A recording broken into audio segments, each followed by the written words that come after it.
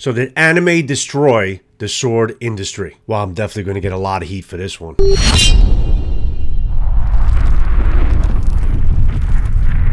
So let's talk literally about the image of the sword. Did anime destroy the image of the sword? We'll talk a little bit more about Katana because that's more of my influence, but obviously we're talking about European swords, fantasy weapons that are displayed within anime, which is Japanese animation. Let's first try to define what anime actually is.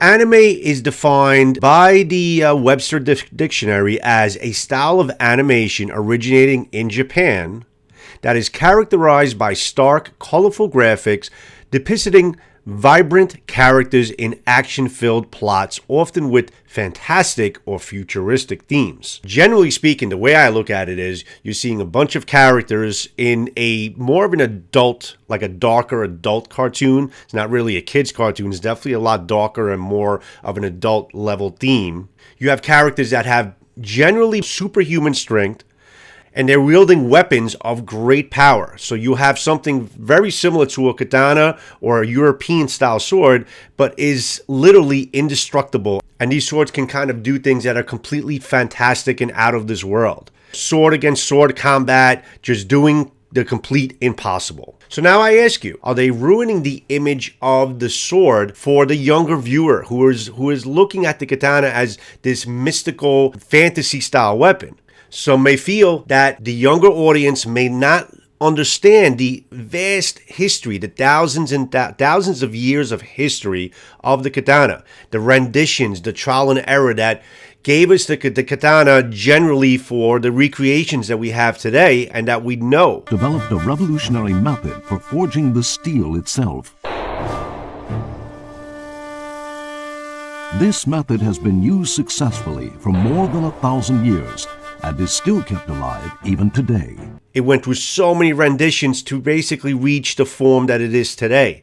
Now, the katana as being a formidable Japanese weapon and one of the greatest swords in history, it is obviously not indestructible. It's not a fantasy-style weapon. It is a real weapon. It is a weapon that the samurai actually wielded, fought with, died with on the battlefield, and defended Japan. And that goes to also European-style weapons that a lot of these anime and fantasy-style weapons and even video games, we could even throw video games into that, but that's a whole other genre, and I'll get into a lot of trouble if I get into that. Showing us swords of this great power and great ability, giving us a false rendition of what the sword is and what the sword stands for in history or in historical accounts. So I ask you, is it ruining the sword? Is it ruining the historical artifact of our beloved katana for younger viewers? Now, guys, listen, I'm not going to sit here and lie to you and say that I'm into fantasy weapons. I'm not really into fantasy weapons per se.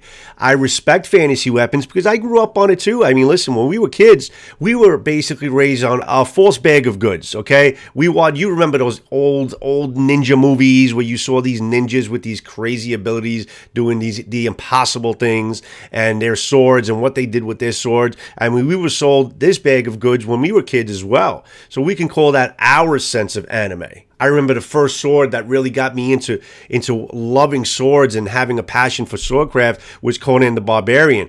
I remember the first image of the father's sword when he was forging it in the very beginning with that amazing orchestrated soundtrack that Conan the Barbarian has. And from that point on, a fantasy weapon got me into swordcraft.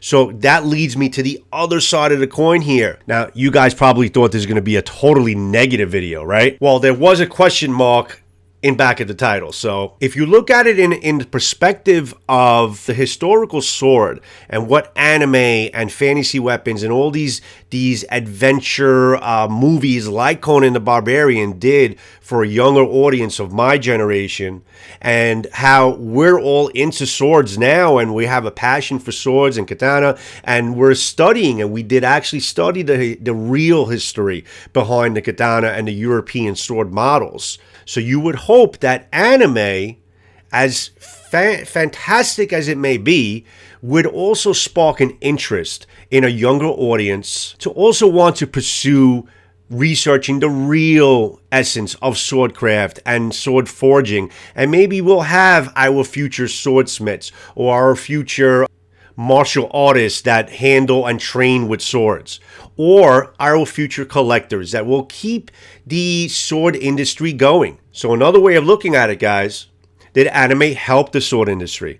Did it spark an interest to the point where now you have younger people that they look at these weapons and they think, let me look into swords because I think they're cool. Anime makes it look like something really fantastic. The anime weapon is not the real weapon. It's not really what the katana looks like, or the European sword looks like.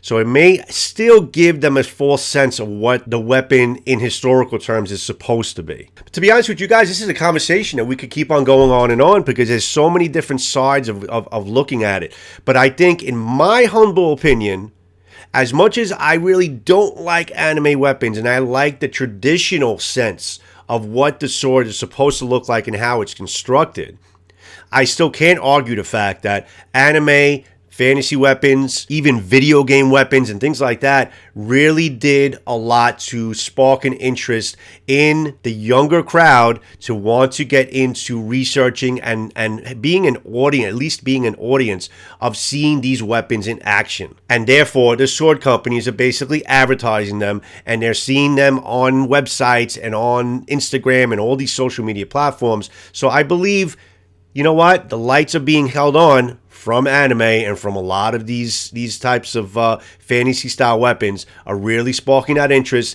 and keeping that trend going with younger audiences. And you would hope they grow like us and try to grow an interest in the sword and in the history of the sword, and learn the real history of these weapons. I would love to hear a comment from you guys. Let me know what you think anime did to the sword industry. Did it help it? Did it basically hide the historical facts of what the weapons are supposed to be?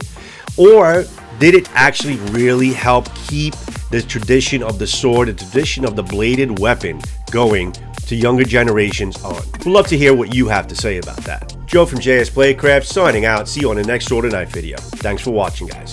Ciao.